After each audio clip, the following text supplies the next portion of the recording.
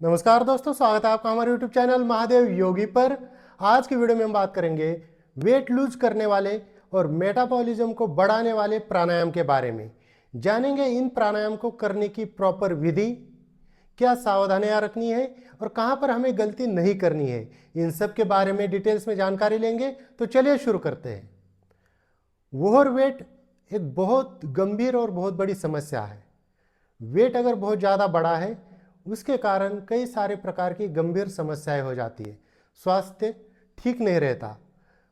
मोटापा आजकल एक दुश्मन बना हुआ है और आपको ये जानकर हैरानी होगी कि अन्य बीमारियों से जितने लोग ग्रासित नहीं है, उससे ज़्यादा लोग मोटापे से ग्रासित है।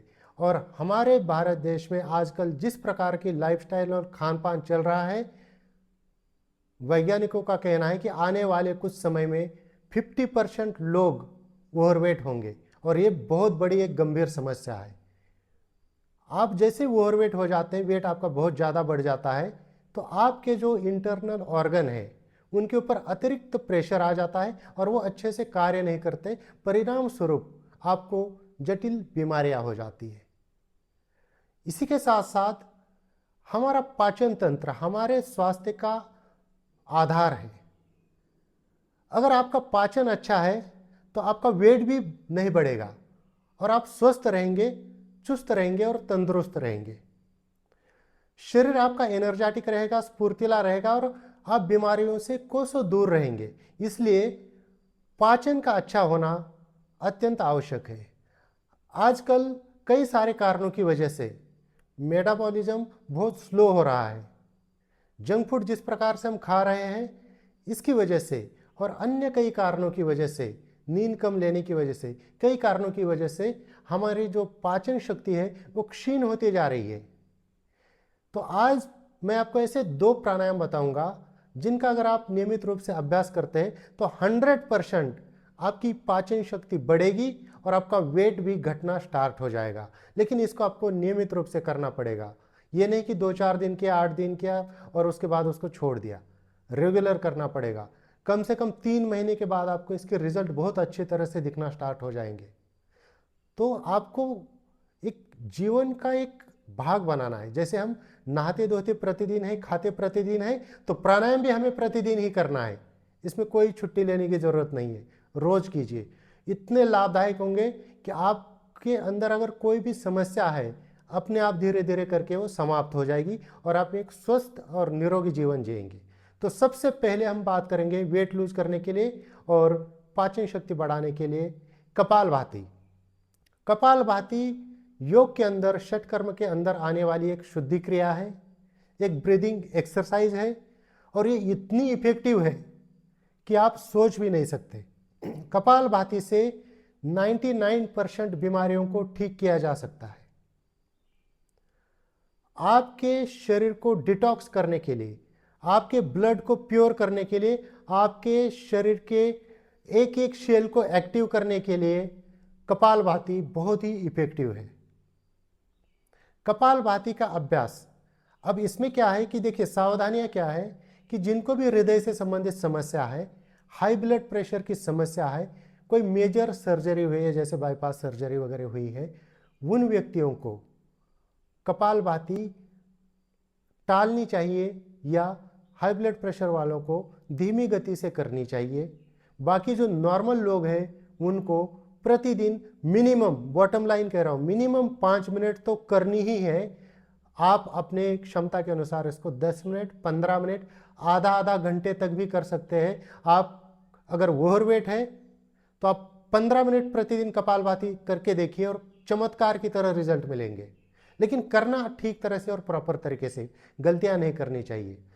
बहुत सारे लोग, मैं हैरान हो जाता हूं कि सुबह उठने के बाद टॉयलेट नहीं जाते, फ्रेश नहीं होते और उठकर सीधा योग अभ्यास या प्राणायाम करने लगते हैं और फिर कहते कि हमें रिजल्ट नहीं मिला। कैसे मिलेगा? आप योग को समझिए तो सही, सही ढंग से करेंगे तो 100% रिजल्ट मिलेंगे। योग के अंदर यम नियम में, जो नियम के अंदर शौच जो बताया गया है, यानी कि क्लीनिंग, तो उसमें बहुत महत्व दिया है। पहले आपको शौच आदि से निवृत्त होकर अपने शरीर की शुद्धि करके उसके बाद प्राणायाम करना चाहिए। रात को देर रात को खाते 12-1 बजे, ठीक से डाइजेस्ट भी हो नहीं चुका होता है, सुबह नींद में ही उठते हैं, ज़बरदस्ती उठते हैं, उसके बाद ना पेट साफ होता है ना कुछ, सीधा कपालभाति करने बैठ जाते, तो कैसे रिजल्ट मिलेंगे। एक अच्छे से दिनचर्या फॉलो कीजिए। प्रॉपर शौच आदि से निवृत्त होने के बाद शांत जगह पर, एकांत जगह पर, खुलीदार हवा वाली जगह पर बैठिए और उसके बाद आपको कपालभाति करनी। कपालभाति का जो विधान है, देखिए गलतियां लोग क्या करते हैं, कपालभाति कर रहे, जोर जबरदस्ती झटके लगा रहे, कहीं पे भी किसी का सिर हिल रहा है, किसी का शोल्डर हिल रहा है, कोई आगे पीछे डोल रहे, तो इस तरह से नहीं होगा।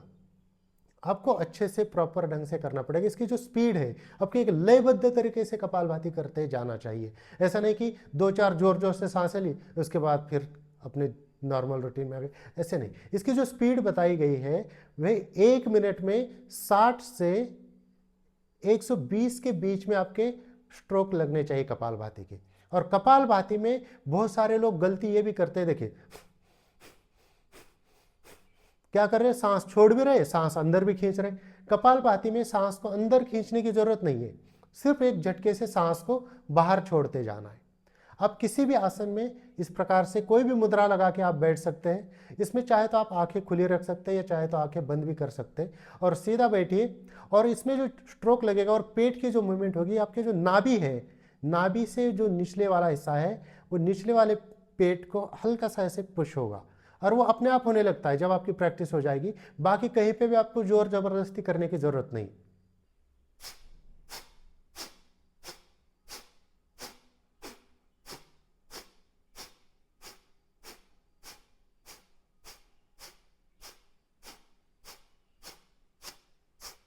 इस प्रकार से आपको कंटिन्यू स्ट्रोक लगाते जाने। सांस को झटके से बाहर छोड़ देना, सांस अपने आप अंदर आएगी। जबरदस्ती सांस को खींचना नहीं, आपको फोकस करना है सांस को छोड़ने पे।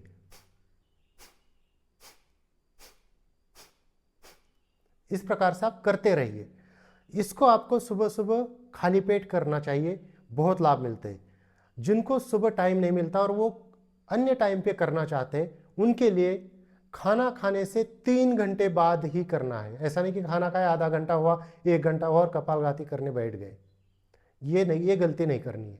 खाना खाने के 3 घंटे बाद बेस्ट रहेगा। आप सुबह खाली पेट करेंगे तो आपके जो पाचन क्षमता है बहुत अच्छी हो जाएगी, कॉन्स्टिपेशन ठीक हो जाएगा और वेट जो है धीरे धीरे धीरे घटने लगेगा। अब वेट घटाने के लिए तो कई सारे तरीके थे। अगर आप भूखे रहेंगे तब भी वेट घटेगा, लेकिन वेट के साथ साथ आपका मसल लूज भी हो जाएंगे।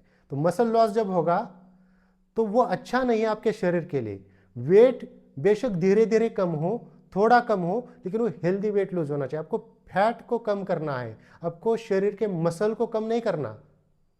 और जब आप खाना छोड़ दोगे, बहुत ज़्यादा भूखे रहेंगे, उससे जो वेट घटेगा, साथ ही साथ आपके मसल चले जाएंगे। और जब दोबारा खाना खाना शुरू कर देते तो फैट बहुत जल्दी से पहले से ज़्यादा वेट बढ़ेगा और आपके मसल भी जा चुके होंगे। तो ये आपके हेल्थ के लिए अच्छा नहीं है।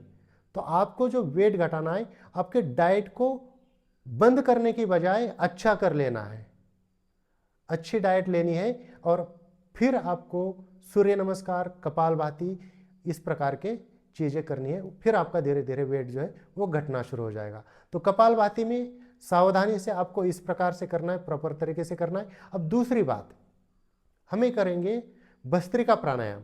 अब भस्त्रिका प्राणायाम आपको पता है अलग अलग तरीके से होता है, वाम भस्त्रिका भी होता है।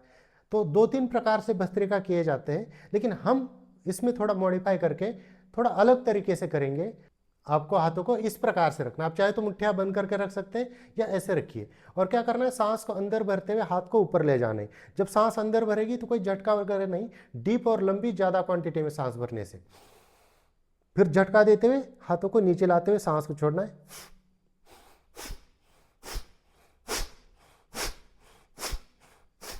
इस प्रकार से आपको 5 मिनट के लिए करना है और यह भी सुबह आपको खाली पेट ही करना है। तो इस प्रकार से जब आप करेंगे तो आपके शोल्डर की भी इसमें एक्सरसाइज हो जाएगी, लंग्स की भी कैपेसिटी बढ़ेगी और आपका जो मेटाबॉलिज्म है वह बहुत अच्छा होगा। जिनका स्लो है वो करके देखिए, बहुत लाभ होगा और आपका वेट जो है वह धीरे धीरे धीरे करके घटना शुरू हो जाएगा।